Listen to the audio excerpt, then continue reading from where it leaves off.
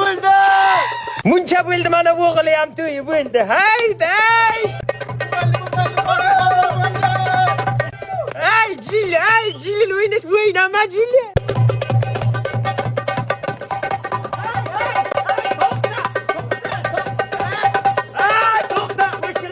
O'chiring qizim. Jilni bilmayapsan. To'yim bo'layotdi laqırdami? Kelin qani? Assalomu alaykum dadajon. Rostdan shumi kelin? Ha, kellang ishlaydi. To'ya bepulda o'yrashib o'libdi-da. Hay, cho'ling. Mana endi. Assalomu alaykum Husom aka. Yaxshimisan, tinchmi? Nima gap? Shu o'g'ilchaga sunnat to'yi boshlab qo'ygandim. Shu keliniz vaqti bo'lsa ikkita tang'irlatib bersinlar. Mani kelinim senga to'ylarda tang'irlatadigan emas. Tiryoq bilib o'ldiraman urvozi. Pulini beraman $500. Qancha? 500. Ha, kelin.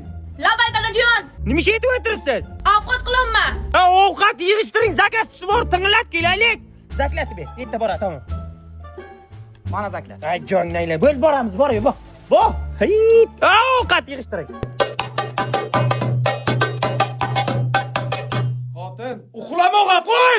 Dadasi, ertaga sunnat to'yi bor. Siz uxlayvering, men sekingina.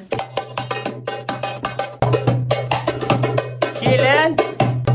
Labay dadajon. Iltimos kelin, uxlagaylik. Ha, erta to'y bor dada, ipi.